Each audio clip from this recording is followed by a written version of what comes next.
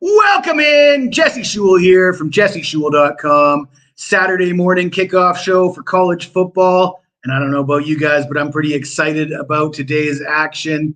In fact, I was having trouble sleeping last night. I was so excited about a new concept on the channel. I'm having in 3 guests today to debate or offer a different opinion on a few games that I like. And I think it's really... Ooh. Let's get rid of that echo. But anyways, yeah, we've got Dan's Rants, who has a channel, who's going to be joining us. We got Joey Tron from Insider's Room. We got Kevin Thomas from Sports Memo. But before we get into debating about this week's games, I want to talk a little bit about last week's games. Man, another sweep of the board for me last week. 8-0 with college and pros combined. Kind of humbled by that. And, I was saying to somebody the other day, if I was a college football team right now, I'd probably consider myself overrated and due for a letdown. So I'm a little cautious coming into this week. Things have been just going a little bit too easy. So proceed with caution. But and that's one of the reasons why I have these guys in, to offer a different perspective. I've got the games I like. I've got the reasons why I like them, but I'm always interested to hear what other people have to say. And for those viewing, you get to hear what I have to say, see how convincing I am, and then you get to hear what they have to say. And if they make a better case, by all means, feel free to ride with their picks. That's what makes this fun, and I'm excited to get that going. Last week I had Tony K from Vegas Top Dogs on the show. We talked about 3 big games, and we pretty much nailed it. Both of us were really big on Bama against Ole Miss. It sure seemed like Ole Miss was a real square dog last week. In fact, my videos and my breakdown on that game, I think, were basically the pinnacle of college football analysis, in my opinion. Probably some of the work that I'm most proud of was my analysis of Ole Miss, Alabama, because I nailed that. Like, I watched the game a day before it happened. And go back, see the tape, see for yourself. I was pretty happy with that result. We also had Notre Dame and Ohio State. And I said about that, I was talking to Tony. I said, I woke up in the morning. It had been 3 across the board all week. And all of a sudden, 3.5 started popping up. And I said, you know what? If you're going to give me the hook with a better quarterback, I'll take it. And turned out that the hook came in handy in that game. And the other game we talked about was Florida State and Clemson, and perhaps a little lucky, to be honest. Again, we went with the better quarterback, more experienced quarterback. Clemson's, they've got their issues right now, but we got Kevin Thomas backstage just dying to tell us why Clemson's going to win today. And Clemson probably should have won. I mean, they had a field goal kicker that could have won the game for him, and he came up a little bit short. But yeah, before we let Kevin jump in here, let's talk to Al Dohar. Al Dohar is a guy that comes in often, and I don't want to ignore him. How's it going? Looking at Penn State minus 14.5 first half. Colorado team total over 25.5. The Colorado team total, count me out on that, and you'll hear what I have to say about that when we do the breakdown on that game later. Penn State, I've actually given out a play on Northwestern just for the reason that Penn State did their 31-0 home win over Iowa last week. I kind of think it's a flat spot, a bit of a letdown for them. If you look at how Penn State has played Northwestern over the years, like the last 8 meetings, neither team has won by 25 or more points. I don't see any reason for Penn State to be up for this game and really that concerned about blowing out Northwestern. Winning by 21, 24 points is going to suffice. I wouldn't want to be, the look ahead for this was in the low 20s, and then it gets bet up to the high 20s. The bookmakers are going to have a tough time getting anybody to back Northwestern in this spot. So clearly the value is going to be on Northwestern because everybody wants to be on Penn State. I will mention that Northwestern was probably the worst Northwestern team I've ever seen was last year. And they went into Penn State and lost 17-7. So Big Ten games, often difficult to see blowouts. I wouldn't want to be laying 26.5 here in a 14.5 first half. 13.5, I might be interested. I'll pass on the 14.5. But let's bring in my man, Kevin Thomas, to talk about Clemson and Syracuse. How you doing, Kevin? Well, I feel like shit, but I'm doing good other than that. Last night, getting the win with NC State over Louisville, that helps. That always makes everything feel a little better. So looking forward to today's college action. So. Well, I understand that you like Clemson in this game against Syracuse. You mind telling us why? Well, I do have a lean on it. I get where you're coming from. If you look at the past 4 matchups, Syracuse is covered. I mean, Syracuse, they're ATS, but that has to make you wonder, why is this line sitting at 7 if the last 4 spreads were covered by Syracuse? They're 4-0 at home against Clemson, who's already has 2 losses. So that right there is a red flag in my book. And then you look at last week's performance. Clemson has to be so upset right now to miss a field goal, to control the clock for that long, to get the kicker in the spot he needs to be at. I'm pretty sure it was a backup kicker. So I get it. Things happen, and it was a huge letdown. FSU then goes down and scores a touchdown. Horrible, horrible, horrible outcome, especially because I had Clemson for that game. But too many. I get it with the quarterback, Garrett Schrader. This is going to be his 4th time facing Clemson. He's the guy who's covered all these spreads. He's a dual threat, but one of his offensive guards is going to be out for this game. His go-to receiver in Godson, he's out for this game. So that's 2 guys out that pretty much will impact the play of Syracuse. I think if Syracuse becomes too one-dimensional, either passing or trying to run the ball, Clemson's defense, which is arguably the best defense Syracuse has faced already, and we can't say that for Clemson facing Syracuse. Syracuse is tough at home, defense always tough, but Clemson already faced FSU and Duke, who no one gives credit for, but Duke's pretty good. And I know you're going to talk about Duke later, so you're just going to prove my point on how good Duke is. I would assume so. I do like Clemson, because if that line started dropping like 5.5, it would scare me. But when I see 70% of the money, 75% of the bets on Syracuse, I'm pretty confident in taking Clemson here, laying the points. Well, you make some strong points, Kevin, and I apologize. I was actually going to go first and let you counter, but That's all right. I decided as a handicap, I'd have a couple bottles of wine before the show just to give you guys a fighting chance. So if I make a mistake here and there, you'll have to bear with me. But no, you made some strong points. Orlando Gadsden, the hybrid tight end wide receiver, certainly is a big miss for Syracuse here. One of the things that I look at, though, is Syracuse does seem to have Clemson's number. They play them tough every year. I've had some big wins backing Syracuse as a dog in this series.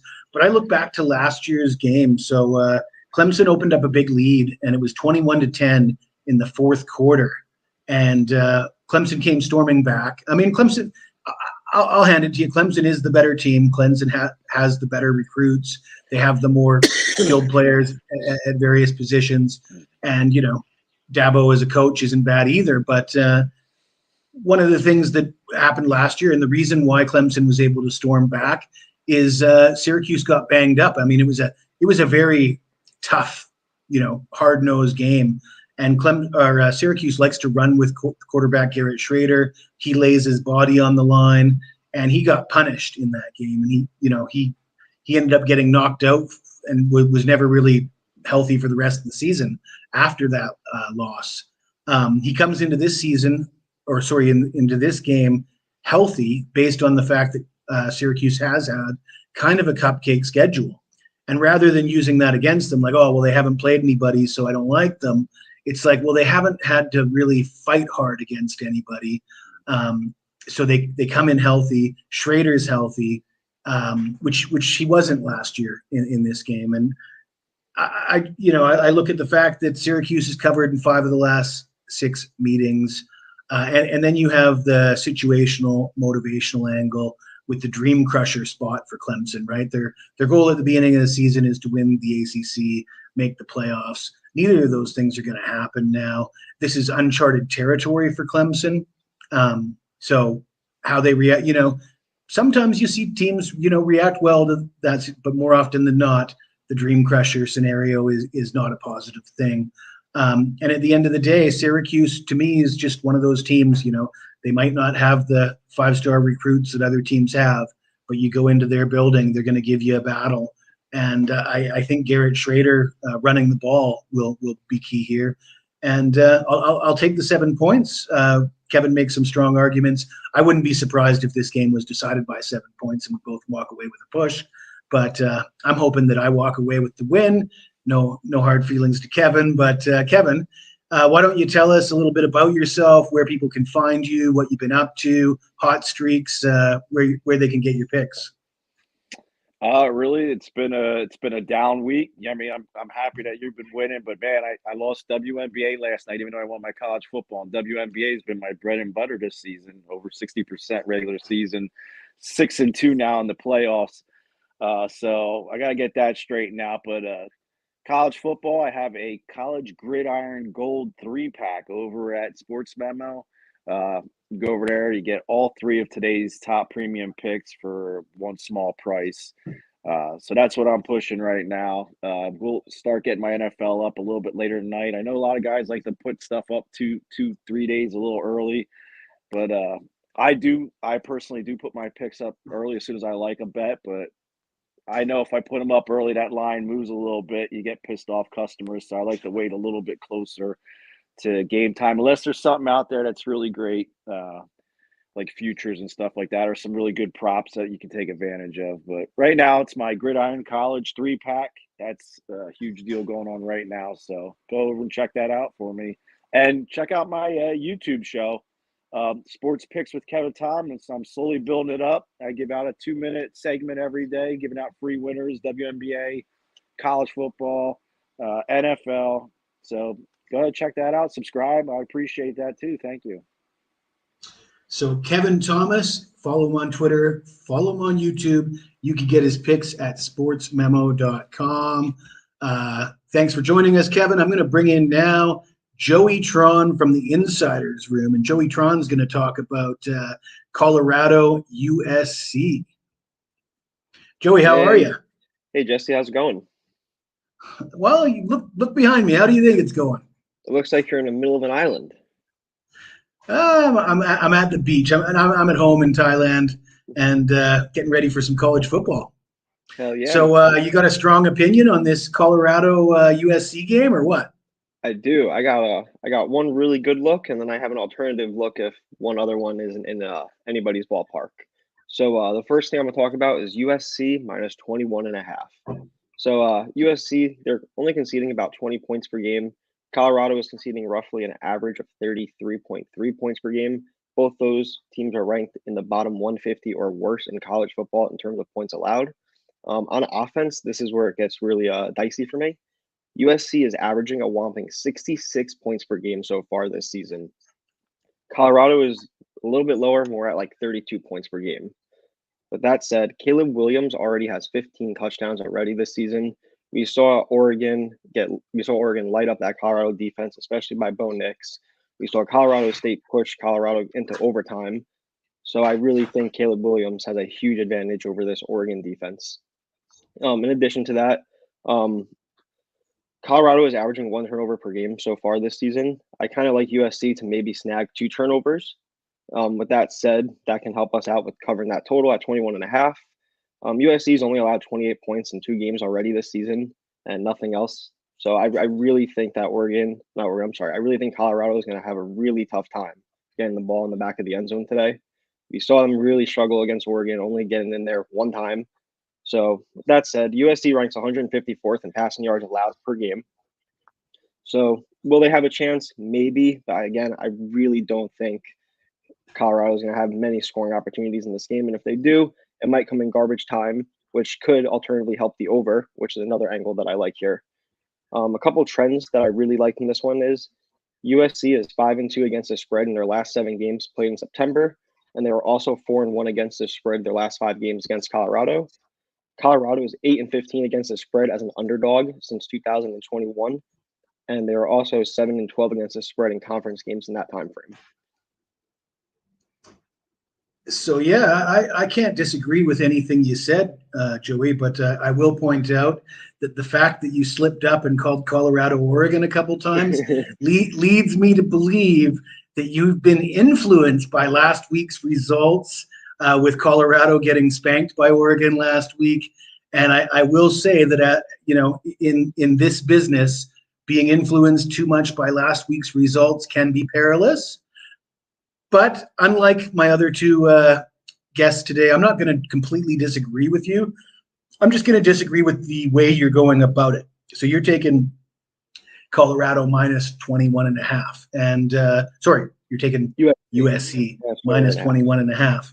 I think USC minus 12 for the first half is the better bet here. And the reason I say that is Colorado has been outscored by 42 points in the first half of their last 2 games. USC has outscored opponents by 54 points in the first half in their last 2 games. And I really think USC comes into this game, especially after seeing what Oregon did. USC wants to be thought of as the premier team in the Pac-12. Caleb Williams, the Heisman, he's going for the Heisman, and the coaching staff and his teammates want him to get that Heisman. They're not oblivious to the fact that Shedeur Sanders called himself the Heisman favorite. I think they'd like to rub that in a little bit. At the end of the day, what I see in this game is Colorado's got some great receivers and some great players in skill positions, but they struggle to compete at the line of scrimmage. And that could be an issue. Shedeur Sanders was sacked 7 times against Oregon last week, and USC has 10 sacks in their last 2 games. So USC can get after the quarterback with that sort of weak offensive line. I think it could get ugly in the first half. And you'd think, well, why wouldn't I just take the minus 21.5? And the reason for that is, Lincoln Riley as a coach just isn't that great at, consistently playing defense and keeping those wide margins. He lets teams hang around and pile up points late in games to cover those spreads. So that's why I would lean towards USC minus 12 for the first half. Anyways, I'm going to address this question from Andrew Schrader. Hey guys, thoughts on any off-label games? ECU plus 3.5 against Rice and Hawaii at UNLV. And I don't have an opinion on the ECU Rice game, but I will talk about the Hawaii UNLV game because it's one that I looked at last year. One of my biggest plays of the year, as far as giving me juice and for my reputation, is I had Hawaii as an 11-point underdog on the money line on a show that I did with Sports Memo, specifically saying I'm taking them on the money line, and they beat UNLV outright at the end of the last year. So this sort of sets up a revenge angle, and UNLV is looking pretty good. I mean, I think they ran for 300 yards in their last game. Hawaii, they looked kind of solid against Vanderbilt in that week 0 game, but since then their defense has been kind of suspect, to say the least.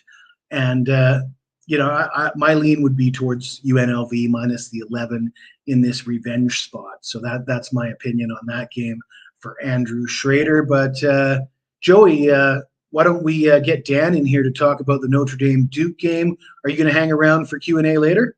Yes, sir. I'll be here. All right. Well, we'll take you out, and we'll see you in a bit. Sounds good. Thanks for stopping by. Oh, well, hold on. Hold on, Joey. Before you go, I want you to tell everybody where they can find you and what you got going on and all the winning you've been doing. Yeah. So I swept my card last night. Cashed in on the under in the Utah-Oregon State game. Also cashed in on the Brewers money line for MLB. But today I'm solely college football only. I got 4 plays up over at insidersroom.com. I have 2 games of the month, Big 12 and I believe it's SEC total of the month, and then I have my weekly touchdown play, and then I saw a really nice dog play that I really like a lot, so that's up there as well. And you can catch them over at Insider's Room under Joey Tron. Well, thanks, Joey, and yeah, we'll bring you back in a minute for some Q&A. But we're going to talk to Dan about Notre Dame and Duke. So, talk to you in a bit, Joey. All right, Dan. I can't remember. Did you want me to go first, or do you want to go first? Well, are you baiting me into going first? I'll go. I'm easy. I'll go first. My notes on this game are super simple. So, to be honest, I think there's a lot of gut feeling that kind of goes with this game for me too. I'm looking at the rushing. I mean, Clemson, 213 yards, right? 5.3 yards per carry. I think Notre Dame is going to do better than that. And I just really see Duke here having trouble with that Notre Dame rushing attack. 0 turnovers against Ohio State. And I mean, to be honest, Duke, it's the rushing attack for me in this game. Yeah, I mean, 19th overall offense for Notre Dame, right? And they're 24th in the rushing. And honestly, like the way I'm looking at this game is Notre Dame. Don't you think Notre Dame is a little bit more physical? I mean, no, I don't think so. I think they might be. They might have some size and some. They might be better athletes, but more physical, as in like the willingness to be physical. I believe this Mike Elko defense wants to be as physical as they possibly can, and they're not afraid to gut it out with the worst of them. You're going home emotion. I get it. The one thing I will say is Notre Dame against Ohio State, 4.5 yards per carry against Ohio State, 0 turnovers. So they had a clean game. It was home though, and that is a big factor. Now they're on the road. And I did watch the road game at NC State, but I just think if Clemson could go in there and rush for 5.3 yards per carry, put 213 on the ground, I think Notre Dame has better numbers than that. And I think that's going to balance the offense. All right. Any thoughts on the emotional handicap, like the fact that they're coming off the tough loss? Do you have any thoughts on that? Like, are you thinking more of a, they get back on the horse rather than they're a little bit down and out? Is that where you're at with that? So I think being 1 loss is a big difference than 2. And I think the fact that it's only their first loss, they know that if they can get up for this game and take care of this one, that they're still in the running here. I think in this day and age with the playoff, like that second loss sometimes really eliminates some teams, and 1 loss, I think they're going to take their anger out here. I don't think they're going to be in a flat spot. I know everyone's riding high on Duke because of the Clemson game. I think the Duke Clemson game was really more of like Clemson with the self-inflicted wounds. The offense went right down the field, a few times there on Duke, and they right about scored on them. Just fumbled snap. It wasn't even like a forced turnover. It was just like, I cannot believe Clemson football just did that. Looked unprepared. I think Notre Dame is a little bit more of a well-oiled machine, and I think they're going to capitalize when they do get down the field. Now, one thing I do want to bring up, let me triple check the odds here. This is kind of funny to me. Prop bet in this Notre Dame Duke game, a field goal in every quarter. So 1+ field goals in every quarter of this game is plus 1,500. And I could really see it happening. I mean, that's obviously a bet that doesn't always hit. And it's kind of a long shot, right? But if you have some money to sprinkle on something, plus 1,500, I mean, I'm probably going to throw $100 on that. I could see Notre Dame going down the field fairly easily in this game, but that Duke defense might really stiffen up in the red zone. And I could see field goals here. I could see the under in this game totals in what, low 50s, 53.5, is it? 52.5. So a field goal in every quarter plus 1,500, maybe something to consider for a small amount. But as far as my side here, 5.5 points. I mean, that 5.5, 6.5 range is usually kind of trappy.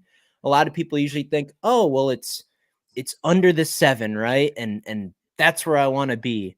And people get scared of, like spreads that are 14.5 or 10.5. And they're just like, oh, well, I get the hook. I'm going to take the other side because of that. So I guess the spread being 5.5 does kind of like make me think Duke a little bit. I can't go that way. I think a lot of people are on Duke just because they beat Clemson. They're home. They have the momentum. Notre Dame's coming off the loss. Notre Dame just played Ohio State. It was at home.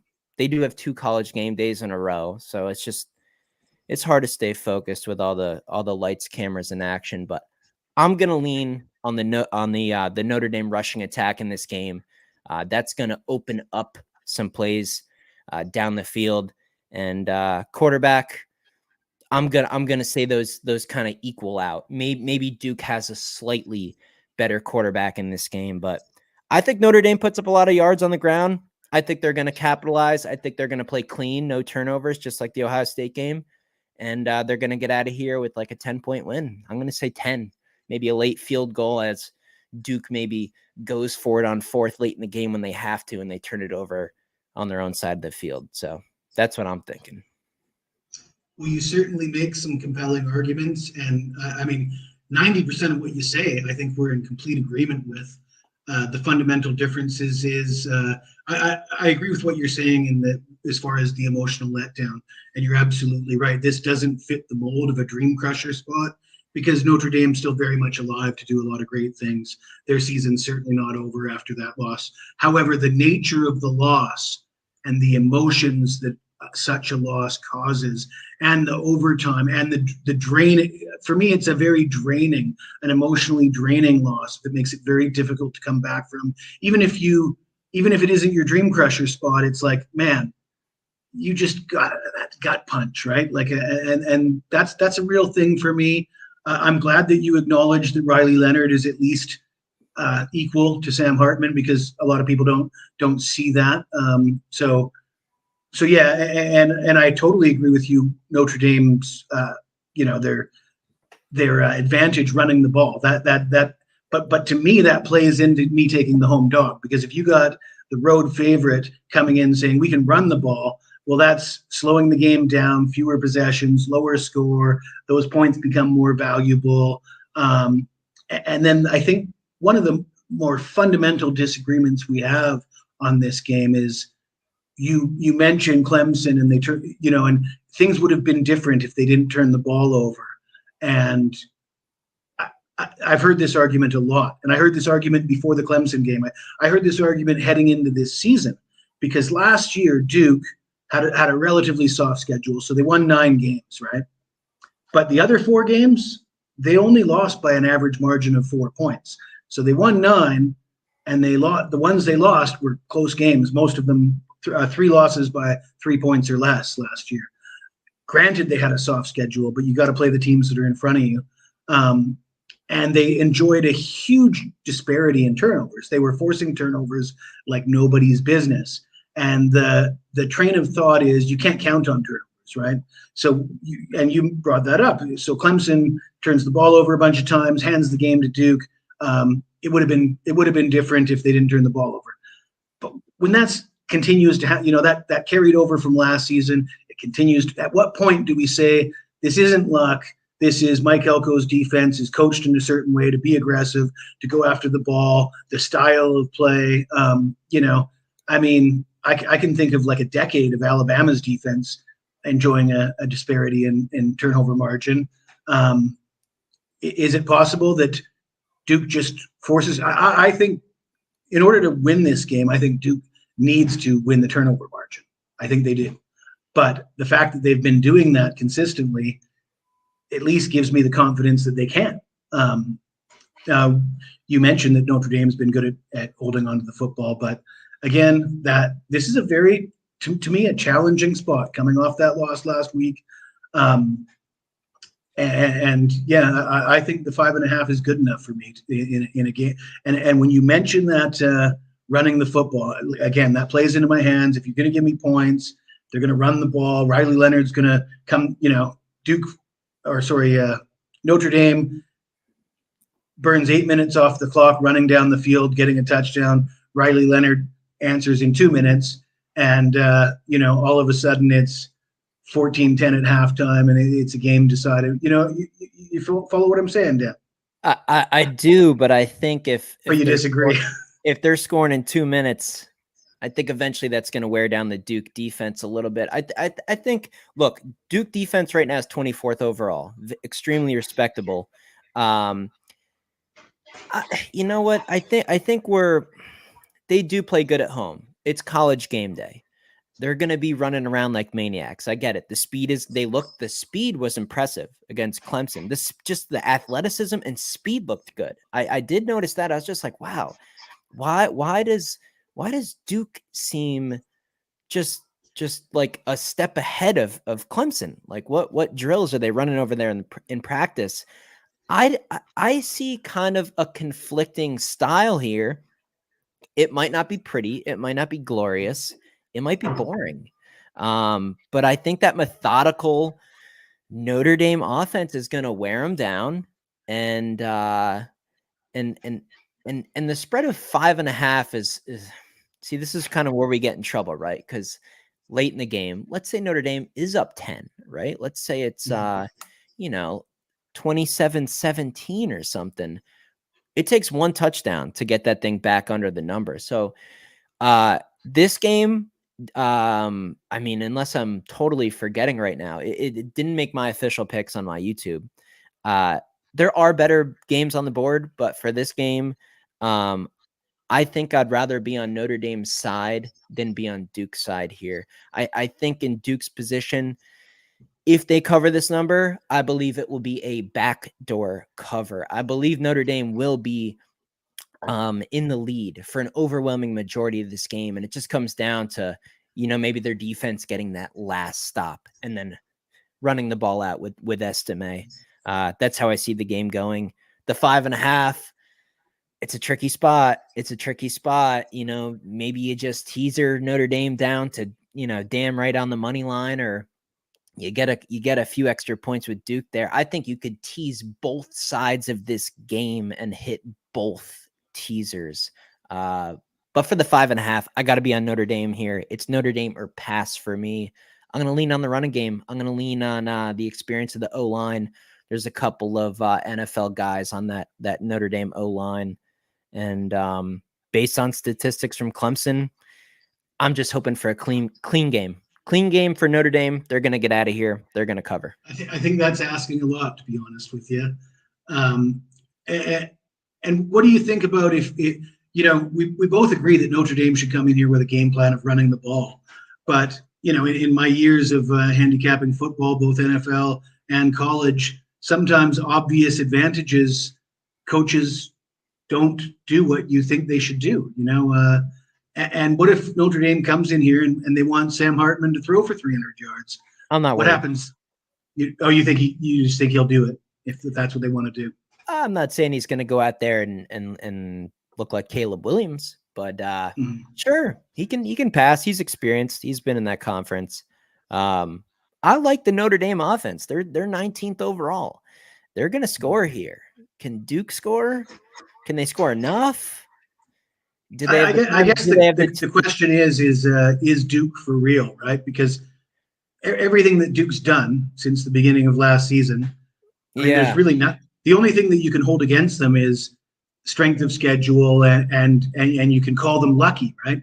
But you can't really say they've sucked at any point. I mean, I wouldn't say lucky overall. I would say they got a little bit lucky in the Clemson game specifically. And that's kind of how I'm measuring this matchup.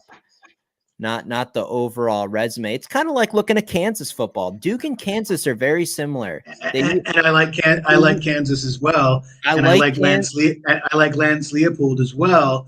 And and in fact, part of the reason why I'm high on Duke is because of when they played Kansas last year, it was a competitive game. Yep. And it was exciting for me to watch those two teams that nobody believed in play each other. And I'm high on both of them. Not saying that I'm high on Kansas against Texas today, because Texas is, one of the best in the country.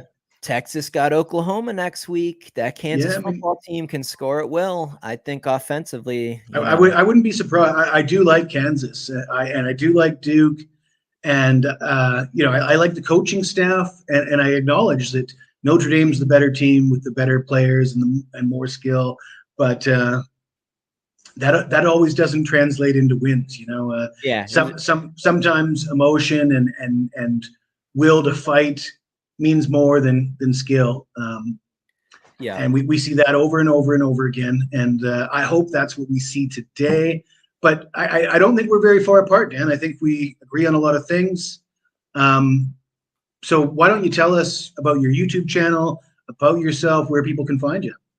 Yeah, Dan's Rants on YouTube. Dan's Rants on TikTok. Currently, no website. I don't charge a subscription for picks. Everything, at least from my platform, is completely free. Just doing this for fun right now. But I am, after last night with an NC State alternative spread and Oregon State on the money line, now 19-2-1 on TikTok.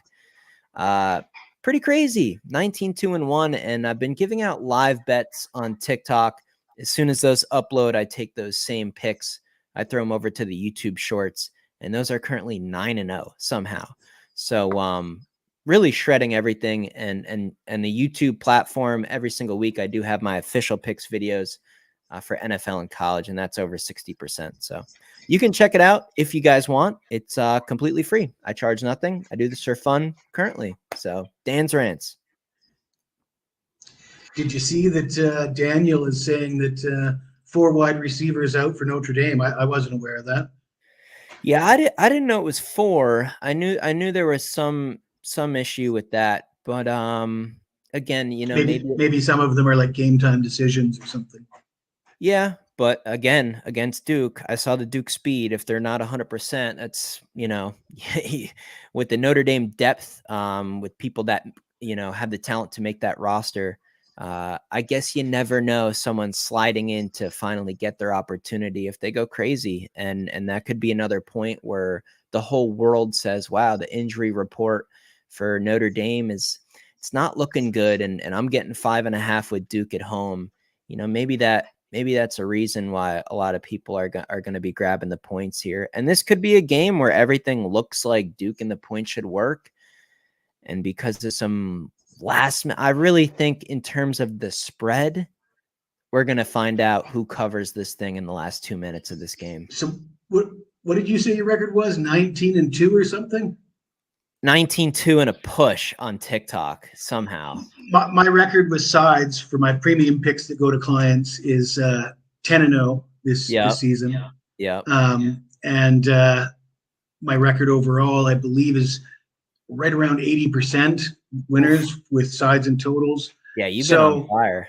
So you and me, if we were football teams, I'd be betting against us just for regression to the mean, right? You can't sweep the board every week, and I don't expect to. And I certainly acknowledged, and I'm very transparent with everybody, that I don't have any inside information. I could lose just as much as anybody else. Sure, I put a lot of work into what I do. Do I think I'm good at it? I think I am. I mean, the numbers would support that. I'm consistently on the leaderboards at all the major handicapping sites, but that doesn't mean you can't get smacked once in a while. And I'm a little bit nervous about this week. Last week I was really cocky. I came into the last week really fired up about that Alabama game. Really I was daring anybody to tell me why Alabama wasn't going to win that game. Yeah. And that's part of the reason I got the idea to have this show and have people on, because I think that's fun to let everybody have different opinions. A lot of shows I do, they don't want you to disagree with other panelists. And I'm like, man, everybody's got to have their say and have their opinions. That makes it more interesting. Let me ask you a question. When you have streaks like this, whether it's, you know, an undefeated week slate or a couple of weeks combined that, you know, is over 80%, the fact that you say you're a little bit hesitant, do you start to choose games almost trying to protect your record? Or are you just confident that you're dialed in, you put in the work, you watch all these games, you just stack hours and hours of watching football, and you just really feel like you know what's going to happen? And how much do you really step off the gas because you look at those games on the upcoming Saturday and you're just like, wow, you know, I don't know about that, but that and that, like, I feel like that's 3 for 3. Like, how do you change your mindset? I would say that when you reach the top of the hill, so to speak, you don't have much to prove, put it that way. So you find your best games and you roll with your best games, and there's really no incentive to force out games. Now, you probably don't want to force out games anyways, ever, No. really. And there is that tendency to chase. You know, you have a losing week, you want to chase, you want to come back with more plays next week. I'm 47 years old. I've been doing this since I was a teenager. I'd like to think that I'm better than that. Now, I also realize I'm not perfect, so I will. You know, I'm not going to say that I do everything the right way and I don't get emotional about anything, but I certainly do my best, and I'm well aware of how that kind of thing can affect somebody's decisions and how they, you know, and with the experience of doing it year in, year out, every year, I try to get better every year, and I think I have, and I think I've become more disciplined, and so yeah, I'm a conservative guy. I usually come into a college football slate with somewhere between 3 to 5, maybe sometimes I'll have 6, 7 games on a Saturday, but my sweet spot is between 3 and 5. Three games is enough if they're big games and you feel really. Hey, nobody complains about going 3-0 on a Saturday. Let me tell you. Exactly. You know what I mean? And like right now, where I'm at, the point I'm at with my record, and I did the same thing. In fact, when I told you, Dan, I'm hitting 80% with college football so far this year. That's this time last year I was hitting 90%. So that's a carryover. So it's not like it's my first rodeo doing this, but you don't do that if you're betting 10 games a Saturday. If you're betting 10 games a Saturday, it becomes a lot more difficult to hit with those percentages. Certainly being conservative, picking your spots. I mean, that's what I love about college football is they give you 60 games and you get to pick your top 3. You should be able to, you know, hit at a high percentage. When you get into NFL and you got like Monday Night Football, there's one game and they want you to bet on it. And it's like, well, maybe I don't want to bet on Monday Night Football. Maybe I don't see an advantage on tonight's Monday night. And to be honest with you, at this point in my career, I shy away from Thursday night and Monday night games because I don't want people dictating what I'm going to bet on just because it's on, just because the clients want plays. It's unless I see an advantage, it's a pass for me. And will you get some complaints? Yeah, but if you're hitting 70, 80% with football, you don't get too many complaints. You know what I'm saying? I agree. I've just been live betting some of those primetime spots. And like I said, the videos go on YouTube. The videos are on TikTok. 9-0 on live bets. I've been making same game parlays at halftime, just using alternative under over and an alternative spread combined. And I just watch a half of football in those spots, make the same game parlay at half, and they've been smacking. Well, it's certainly been a pleasure having you in, Dan, and Joe as well. You guys got any thoughts on any other high-profile games this week? Anybody got any thoughts on the South Carolina-Tennessee game? Not that one, but I'll stay in the same conference. And LSU, man, I just wish that line kind of kept creeping a little bit. It's sticking at 2.5, and God, I feel like 2. I mean, I like them, but I'm gonna have to pass on that now. I'm gonna now, based on what I've seen over the last couple of days, I think Ole Miss wins this game, and I don't know I'm why, with you. but I'm with you. I like man, Ole Miss too, that is man. I like that Ole is Miss too. I like Ole Miss now. I just Mhm. if that line kept trickling up, and right now we look at it and it's 3.5, I might put the house on LSU, but I think Ole Miss as a teaser leg is a slam dunk. Just go find one more good game, and I like that spot. I just take the money line, man. At home, come on. Yeah, I take them on the money line at home. I don't even want the points, if I'm being honest. yeah, I mean, it's a great situational bet to take Ole Miss as the home dog here. Um, basically a sell high, buy low spot. LSU back up there. Everybody's high on LSU after they beat the snot out of Mississippi State. And yeah, they were yeah. sort of subpar last week, but everybody's still relatively positive thoughts about LSU. And of course, coming off that Alabama loss, people are down on Ole Miss. My problem with that, though, is I just don't like Ole Miss as a team. I don't like Lane Kiffin as a coach. Yeah, I don't like Jackson Dart as a quarterback. So while I can appreciate that Ole Miss is the play, it's not again, we talked about this. You get 60 games, you get to pick your top three. it That didn't. didn't Yeah, that didn't make the grade for me. didn't make The other not game I on think my is more pick. exciting, the one that I mentioned about Tennessee and South Carolina, because if you remember, it was the South Carolina game last year. South Carolina knocked Right, out Hendon Hooker, right. basically ended what was a fantastic season for Tennessee. And Spencer Rattler throws for a zillion yards and 6 touchdowns or something. They go off for 60 on Tennessee last year, and Yep. now they got to play at Tennessee this week.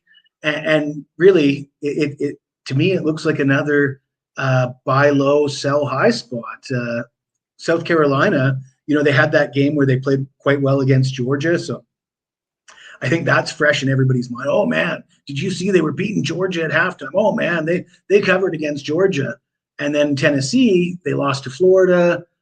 Joe Milton, the word on the street is Joe Milton sucks at quarterback. And these aren't my opinions. These are the opinions that I think are floating around the ether. And I think anytime you get strong opinions based on a week or two's action, it presents you opportunity to take advantage of that. And I think it's interesting that such a huge revenge spot for Tennessee. I think their defense is very good. Tennessee's and Spencer Rattler has been playing out of his mind so far this year. But I'm not a big Spencer Rattler guy. He's the kind of guy that I think can get, pardon the pun, but Rattler can be rattled. And I wouldn't be surprised if he gets rattled here today. Any thoughts on that, Joey? I know like you- South Carolina. Yeah. I've honestly always liked Spencer Rattler. Yeah, So Yeah. when it comes down to Spencer Rattler or Joe Milton, I genuinely don't think Joe Milton and the Bulls are 12.5 points better per se than the Gamecocks. So, yeah, and again, it is definitely a motivational spot too for the Bulls in this game, no doubt about it. But I don't know, man. This Tennessee team they're just not it this year. They yeah. just don't I seem agree. confident with the ball. I just don't see it. I agree. Well, I'm against you guys on that one as well. So we're having all sorts of fun here. I'd be sprinkling money line South Carolina. That game is nowhere near anything. When I went down so every week on my YouTube, when everything first comes out, usually on like a Sunday night. Well, before that, but when I do my video on Sunday night, I go through everything. I scrolled past that game so fast you couldn't believe it. I have no interest in touching that, but I'd be on Carolina there. So Daniel wants to know if you got a Twitter, Dan. I do the handle, but with Twitter, I just don't do much on Twitter. Sometimes I try a little voodoo, and if a bet's not going the right way, I hop on Twitter and I tweet something negative the opposite way, and and I try to will my bet to come back, and I'd rather look like a fool on Twitter, saying something I don't believe in than losing the wager. But maybe I'll pick up something there in the future. I think I think you could just search Dan's Rants on Twitter. It should pop up. But no, TikTok and YouTube are the platforms you can find me on almost a daily basis.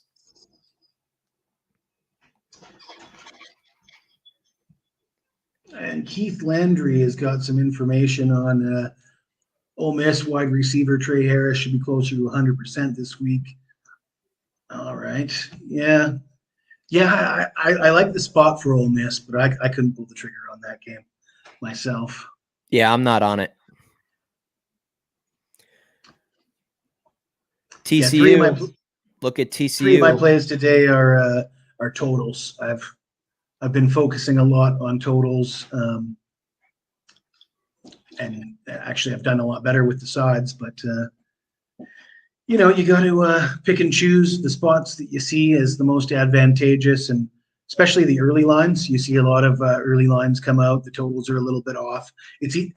I find it easier to spot bad lines, like when the books Sunday afternoon, the books release the first set of lines, and I can pick them apart and say, okay, well, that number is a little bit off. That number is a little, and I usually end up with totals. They're usually a lot sharper with the sides. Yep, I agree.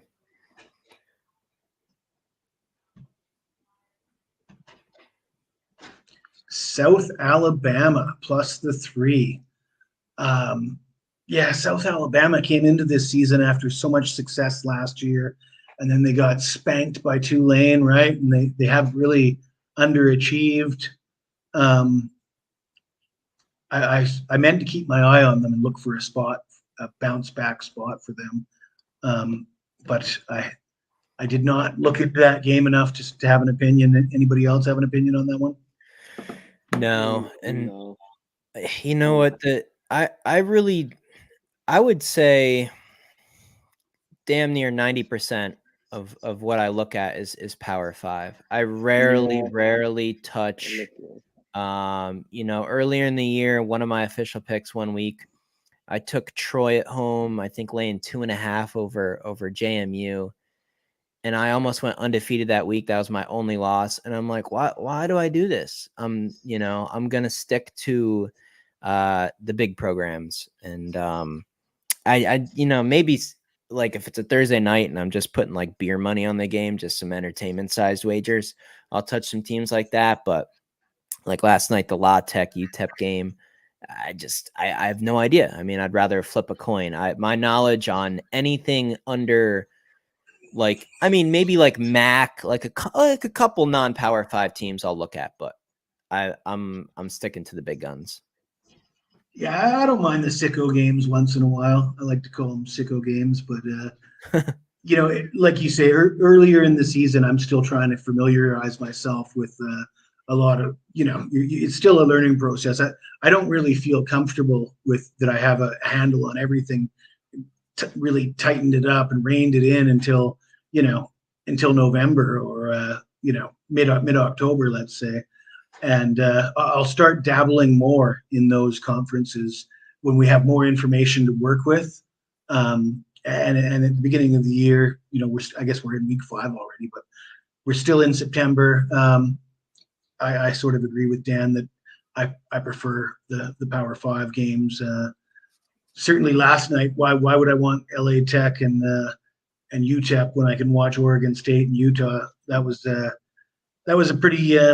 I felt pretty strongly about Oregon State in that game. It was a real tough spot for Utah. Yeah, I had Oregon State interwoven into like 6 bets. I had them with an alt spread. I took on the Lions and just threw in the Oregon State money line. I think I had 5 or 6 bets that just needed Oregon State money line to come in, and yeah, it was a pretty enjoyable Friday night. Sometimes you want a little extra money to use throughout the weekend, so you try to make a little extra on a Thursday or a Friday, and sometimes that doesn't work out so well. But this week, pretty good. Well, gentlemen, we're about a half an hour out from kickoff of the big noon games. I got a bottle of wine sitting right beside me that's looking pretty good. It is, of course, after 11 o'clock at night where I'm at, so I'm not drinking red wine in the morning, just in case you were worried about me. But I want to thank you guys for joining me today, and you're both welcome back anytime you want. And if you guys ever want to get on and make a counter argument to one of my picks, I would certainly appreciate having you. And yeah. Thanks for having me. Appreciate it. Yeah. No worries. Sounds good. Before you exit out here, just to address one last question I see at the bottom on the under-over in the Texas-Kansas game. I think that's a game where historically a lot of people are really looking to take the over based on Kansas being pretty potent on offense. But I think Texas defense at home is pretty good, and maybe they just kind of switch to a running game and grind out that second half just to simply get out of there with a win. I'd look at the under in that game, despite going against a terrible Big 12 trend. Usually Kansas, Texas over, but I'd lean under. Yeah, I don't really have an opinion on that one. Like I said, I do like this Kansas team, but I'm just not, this game in particular. Yeah, I don't really think they necessarily match up that well against Texas. Me too. So, it was a stay away for me. It was kind of like, let's see what they can do. Right. And I'd like to see, what I'd like to see is I'd like to see Kansas have a good showing, but lose and show me something so I can get some value betting on them down the road a little bit. Right. But yeah, let's get out of here. And thank you guys for joining me once again. We'll be back next Saturday. I don't know if these guys are going to be back, but I assume that they're going to want to be back at some point in the near future. And again, thank you for joining me, guys. Good luck with the games today.